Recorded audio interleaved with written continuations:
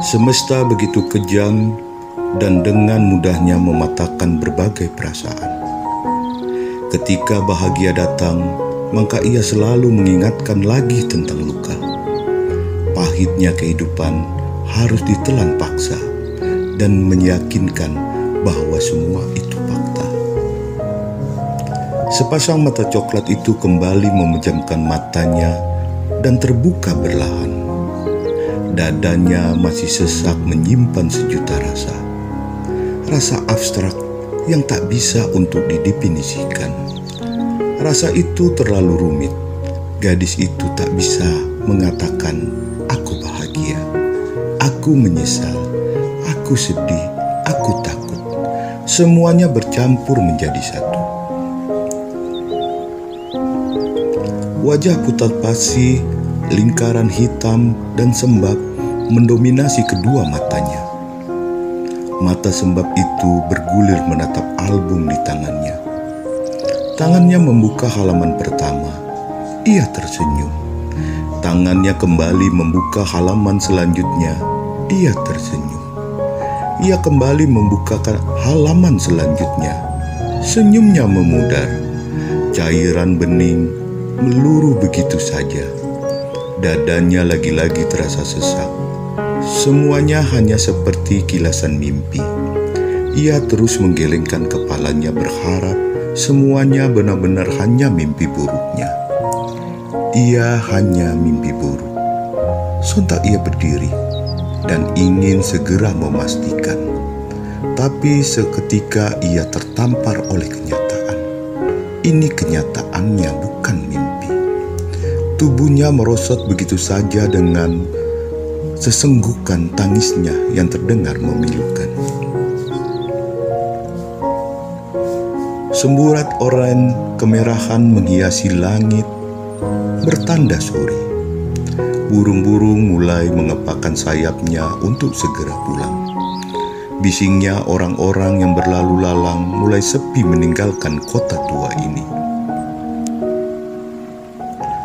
Gadis dengan semata coklat itu terus berkedik heran menatap hebohnya ketika orang berbeda umur. Ayah, ibu, Ica adiknya.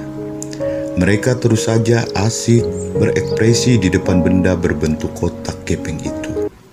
Senja mendengus sebal, dirinya yang meminta ke kota tua ini. Tapi mengapa mereka yang heboh sendiri? Semburat oranye saja sudah menyusut dan akan digantikan gelap. Tapi ketiga orang berbeda umur itu masih asik berpose ria di depan kamera. Senja, panggilan itu sontak memfokuskan pandangan ke arah pria parubaya yang melambaikan tangannya heboh. "Ayo sini ikut foto," teriak ayah. Senja melangkah mendekati, namun belum bergabung. Ica mengulurkan handphonenya. Senja mengerutkan keningnya tak mengerti. "Kakak, fotoin," ucapnya membuat urat leher Senja mengencang. Senja menerima handphone sialan itu. Lalu tanpa niat, Senja menjepret berulang-ulang. "Mana Ica mau lihat?"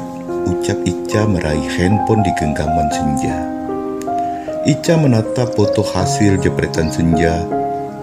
Lama-lama, pandangan Ica beralih menatap Senja malas. "Semuanya buram, Kak. Senja nggak bisa motoin." Mendengar penuturan Ica membuat Senja tersenyum puas. Senja kembali meraih handphone tersebut, memasang timer 3 second, memposisikan handphonenya dengan angle yang pas. Senja yang memencet tombol putih bulat di layar lalu dengan segera berlari dan bergabung. Crek, crek, crek. Semburat oranye kini sepenuhnya ditelan gelap. Bukan senja sore, tapi kini berganti bulan yang menjadi satu-satunya satelit di bumi. Gemerlap bintang bertabur, bak berlian di langit malam. Semilir angin menelisik di sela-sela rambut panjangnya membiarkan beberapa helai rambutnya bertebaran. Matanya berkali-kali mengejap kagum ciptaan Tuhan di langit malam. Senja terus saja menengokkan mata menatap langit di dalam mobilnya. Sekilas ingatan menghentikan kegiatan yang terus mendongak menatap langit. "Ayah," panggil Senja. "Apa?" jawab ayahnya yang masih terus fokus menatap jalanan. "Ketika souvenir dulu ya, Senja mau beli oleh-oleh," ucap Senja. Lantas beberapa waktu kemudian mobil menepi di depan toko souvenir. Senja hampir saja menatapkan kakinya di semen trotoar, namun sebuah panggilan menghentikannya. "Kak Senja, jangan lupa beliin Ica bingkai foto sama gantungan kunci," ucap Ica dengan cengiran ala kudanya. "Oke, siap." Senja panggil Bunda lagi-lagi menggagalkan kakinya yang akan menatap semen trotoar. "Iya Bun," tanya Senja pelan. Raut wajah bundanya sedang tak enak dilihat. Apakah berhubungan dengan pengiritannya? "Jangan boros," perintah Bunda mutlak. "Oke," Senja akan mengaburkan pandangan agar tak tertarik dengan benda-benda souvenir. "Siap Bunda," jawab Senja lantang dengan tangan hormat bak tentara nasional. Senja segera beranjak, namun suara cempreng itu mengagalkan kakinya yang akan kembali menatap semen trotoar. "Ica ikut," rengek Ica menarik ujung baju Senja. "Enggak usah, di sini aja sama Bunda, Ayah," jawab Senja sengit. Senja segera melangkah menuju toko souvenir yang berdesain unik itu. Toko souvenir itu tidak begitu besar, tapi toko ini menyajikan berbagai souvenir unik dan mampu menarik minat para customer. Mata Senja terus bergulir ke sana kemari hingga pandangannya berhenti tepat di ujung sana. Langkah kaki Senja berjalan mendekati dan terus menatap benda yang berhasil menarik perhatian Senja. Senja meraihnya. Sebuah album full color bertulisan Heavy Day berhasil menarik minat Senja untuk segera membawanya pulang. Senja kembali menelusuri lorong souvenir, memasukkan beberapa souvenir pesanan Ica. Langkahnya terhenti. Berbagai macam bentuk gelang tangan yang tergantung rapi menarik minat Senja. Senja masih meraih salah satu gelang yang memimpin paling depan. Gelangnya cukup simpel dengan kaitan seperti gelang tali pada umumnya.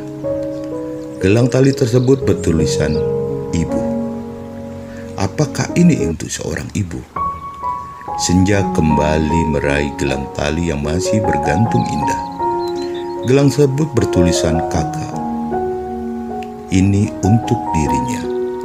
Senja dengan gesit memilih gelang yang masih bergantung di depannya hingga gelang-gelang tersebut lengkap sudah dikatakan sebagai keluarga. Ibu, ayah, kakak, adik. Senja tersenyum tipis membayangkan mereka memakai gelang tali yang kompak. Dirasa semuanya sudah cukup. Senja segera membayar dan keluar dari toko yang memikat minatnya untuk segera memborong. Mobil silver itu masih terparkir di tepi jalan. Senja berdiri di depan toko souvenir sembari mengamati mereka yang masih asik dengan dunianya masing-masing. Ayah memainkan handphonenya. Bunda mungkin ia sudah berkelana dalam mimpi. Ica memasang handset di kedua telinganya. "Ayah, Bunda, Ica," teriak Senja memanggil. Sungguh, ia tak peduli dengan sekitarnya.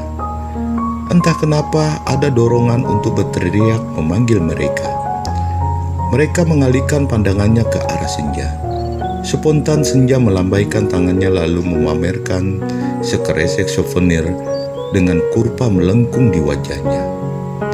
Ica melambaikan tangannya heboh, sedangkan ayah dan bundanya juga membuat kurpa di wajahnya. Kurpanya tentu tak kalah melengkung dan lebar dari Senja. Senja sudah tidak sabar memberikan gelang tali yang dibelinya, memasangnya satu persatu di pergelangan tangan mereka. Ia melangkah cepat menuju mobil silver tersebut, namun belum genap ia melangkah. Pitrin Brak. Momen mengerikan itu berhasil menghentikan langkahnya. Desiran darahnya mengalir hebat, tapi jantungnya seolah-olah berhenti berdetak. Dirinya tak sanggup bergerak barang sedikit pun. Tangannya bergetar. Souvenir yang ia banggakan terlepas dari genggaman eratnya. Semilir angin yang lembut bagaikan tamparan keras baginya, sangat keras. Kejadian begitu cepat, bahkan jiwanya saja belum sepenuhnya tersandar. Beberapa detik yang lalu mereka masih sempat tersenyum hingga menciptakan bulan sabitnya sendiri. Tapi kenapa semuanya hilang hanya dalam 1 detik saja? Hanya dalam 1 detik. Kenapa semuanya menjadi mengerikan? Hanya dalam 1 detik semesta mengambil semuanya menjadi hal teristimewa di hidup Senja. Hanya dalam sedetik semesta berhasil mematahkan segalanya. Hanya dalam 1 detik, ayah, bunda, Ica, Senja tak mampu lagi menopang tubuhnya sendiri. Tubuhnya merosot begitu saja meninggalkan semua tenaga Senja. Mobil silver itu tidak lagi di depan mata, tapi mobil terseret jauh hingga tak berbentuk. Mobil truk yang tak terkendalikan menyeretnya begitu jauh membuat Senja tak sanggup lagi menggapainya. Tangannya terlalu lemas, walau hanya sekedar mengangkat. Suara ambulan dan ramainya kerumunan orang terus saja memenuhi pendengaran Senja. Tin. Lagi-lagi decitan dan suara hantaman itu terus berulang-ulang memutar di otak Senja, bagaikan kaset rusak. Senja memegangi kepalanya erat, memukulnya pelan berupaya menghilangkan jejak yang mengerikan.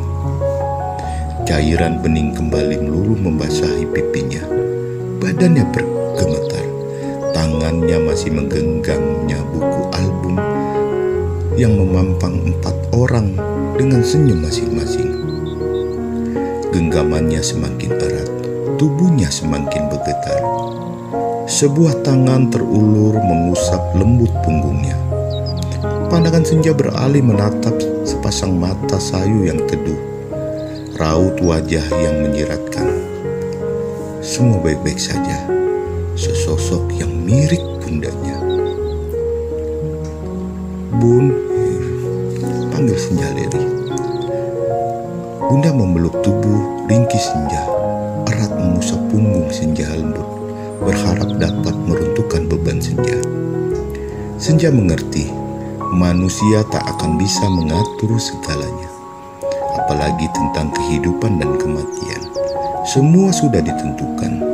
Tuhan juga berhak berperan, bukan hanya berperan menciptakan, tapi berperan dalam segala hal.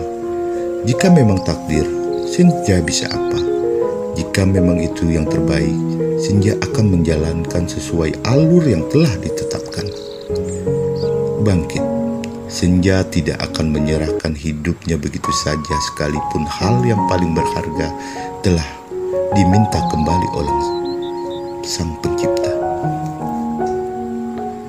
Seulas senyum tercetak di bibirnya menatap 4 gelang tadi yang seharusnya sekarang bukan tergeletak di atas kasurnya. Pandangan matanya tak lepas dari 4 gelang tersebut. Terima kasih, ucap Senja tanpa suara.